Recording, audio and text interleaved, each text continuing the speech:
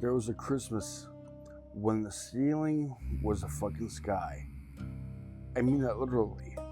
No tree, no presents, no warm bed waiting for me.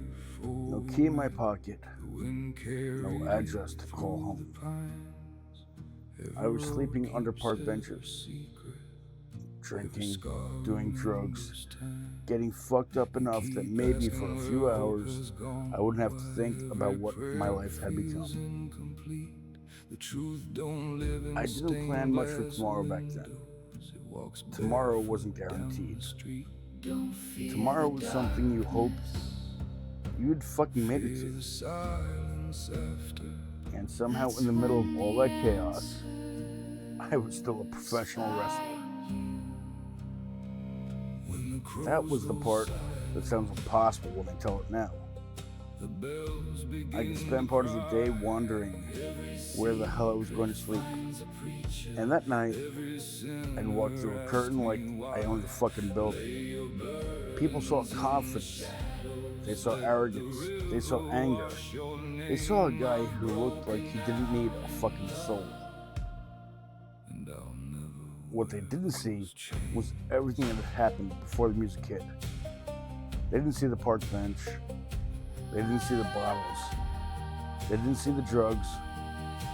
And they didn't see Jenna. Jenna was my best friend, my sister. Not my blood, by something that ended up meaning a hell of a lot more. She had her own family, her own problems, her own life, and she had absolutely no obligation to take care of me. But she kept showing up. Sometimes she'd see me drunk, sometimes high, angry. Sometimes I barely knew where the hell I was. But Jenna did. She'd get me into her car, drive me to where I needed to go. Sometimes that meant driving me to wrestling. Maybe sometimes to a different county. There's something almost funny about that now. People probably imagine the Hangman arriving like some mysterious outlaw. No. Sometimes the Hangman arrived because Jenna gave Jimmy a fucking bribe. Then I'd get out of the car, walk to the building and get ready, and eventually I'd hear the music. That's where something happened to me. The guy who had been sitting in Jenna's passenger seat disappeared. The Hangman walked through the curtain. For those few minutes, I wasn't homeless. I wasn't lost. I wasn't somebody people needed to worry about. I wasn't scared. I wasn't weak. And I sure as hell didn't need anybody. At least, that's what I wanted everybody to believe. Looking back, I understand what was happening. I wasn't creating a wrestling character. I was building armor. Every park bench added another piece. Every bottle, every bad decision. Every person who disappeared when things got ugly. Every morning I woke up and realized I had somehow survived another night. Every bit of anger, every bit of humiliation, every bit of fear, it all went in him. Jimmy could hurt. The Hangman couldn't. Jimmy could be abandoned. The Hangman didn't meet anybody. Jimmy could be afraid of what tomorrow looked like.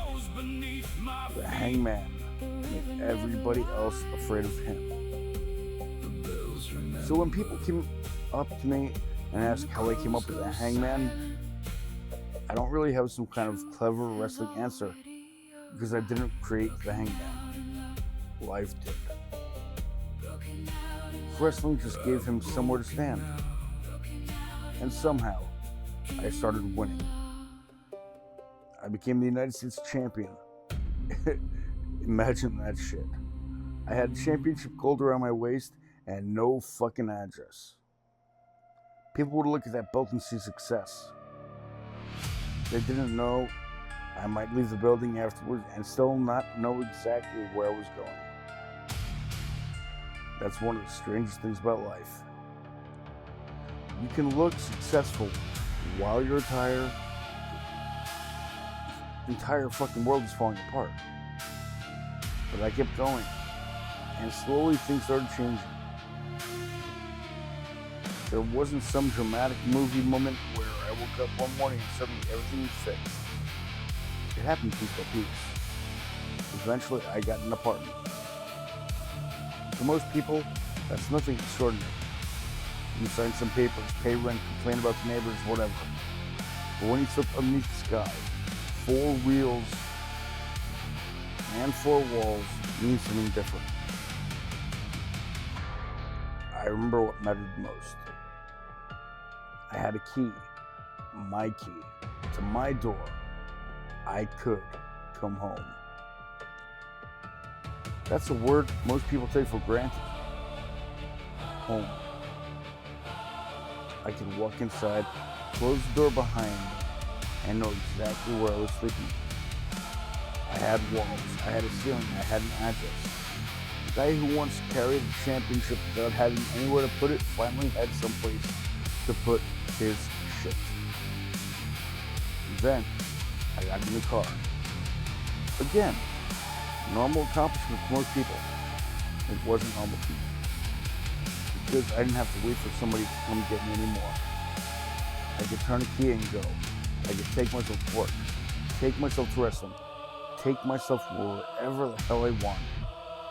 The guy who had depended on Jenna for rides finally had his own wheels.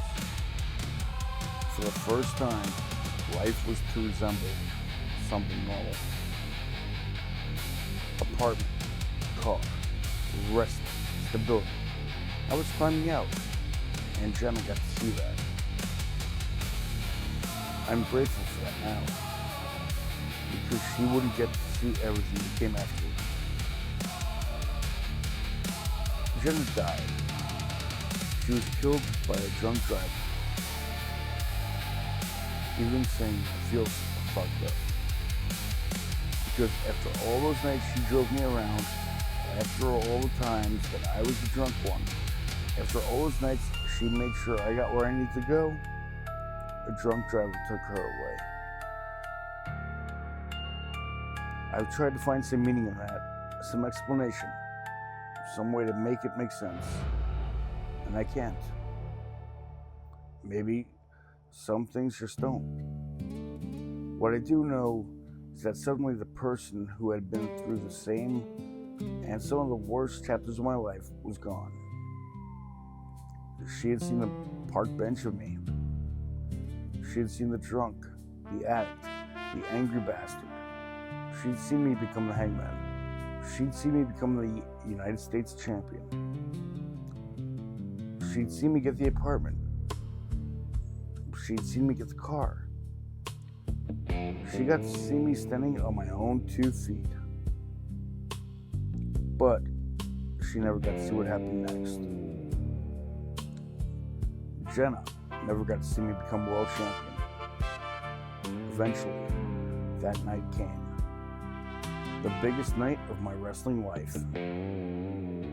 I wish I could tell you that I walked into the building knowing something historic was about to happen. I didn't.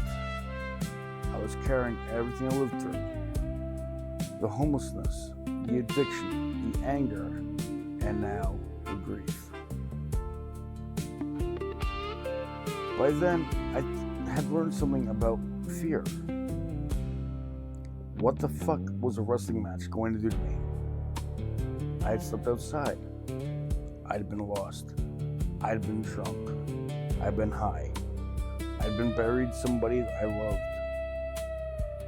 I relived and rebuilt my life from practically nothing.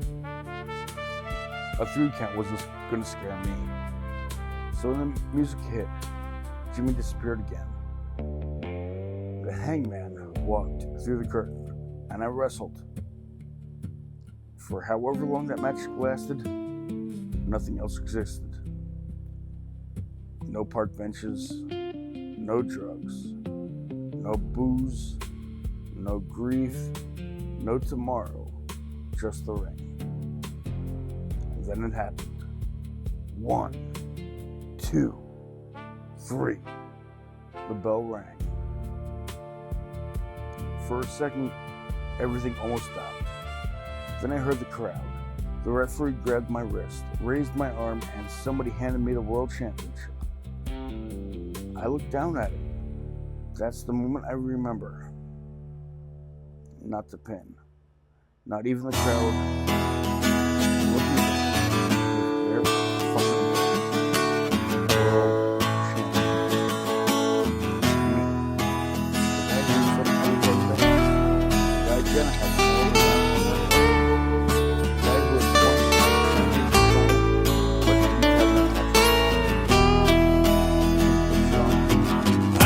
Nothing but a simple man.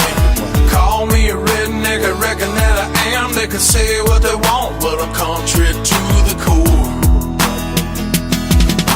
I ain't nothing but a simple man. Call me a redneck, I reckon that I am. You can say what you want, but I'm contrary to the core. You can call me a redneck, I reckon that I am. I got Sneed on the track, he does more than make beats, man. Country boys doing country boy things, skipping rocks, shooting cans, we do it all from a tire swing. Take my hat off, neck redder than a strawberry. Step if you want, yeah boy, I'll be a huckleberry. Keep my gaze loaded up, right in the lap, and a feather in the back of my fitted straw hat. Got a bunch of flannel wearing long hairs, got my back, got some red stag throwing out my camouflage backpack. Wild hogs, you ain't never gonna tame us. Call me Doc Holliday, yeah, I'll make you famous. Country boy, I've been known to act a fool, so I stay steady bucking. You can call me Brahma Bull. I got aces up my sleeve, you don't wanna make that bet, cause I'm a simple man. Redneck, something you ain't heard yet. I ain't nothing but a simple man. Call me a redneck, I reckon that I am. They can say what they want, but I'm contrary to the core. I ain't nothing but a simple man. Call me a redneck, I reckon that I am. You can say what you want, but I'm contrary to the core.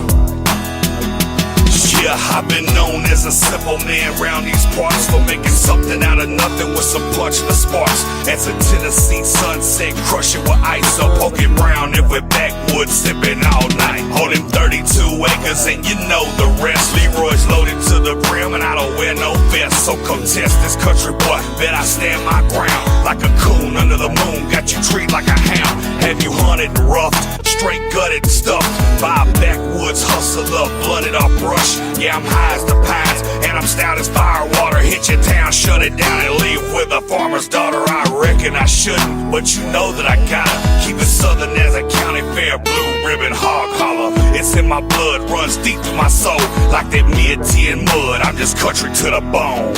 I ain't nothing but a simple man. Call me a redneck, I reckon that I am. They can say what they want, but I'm contrary to the core. I ain't nothing but a simple man. Call me a redneck, I reckon that I am. You can say what you want, but I'm contrary to the core. Come on. It ain't really hard, I'm just a simple man, trying to live my life and do the best I can. No fancy clothes, no fancy ride, no big mansion, just a double wide. I live a double life, I bet you love that. Next to Sneed, I see motel in a mud flat. On the board, shooting deuces at a hubcap. Trespassing, I'ma show you where the snubs at. Big smoke, Mr. Sneed, double wide boys. Redneck buddy, I'm just a good old boy.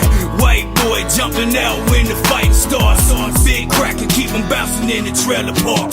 12 gauge toting, I'm feeling really nice. I wouldn't trade nothing, not for the right price. And all I really need to make it through the night is females, football, and a George shine. I ain't nothing but a simple man. Call me a redneck, I reckon that I am. They can say what they want, but I'm contrary to the core.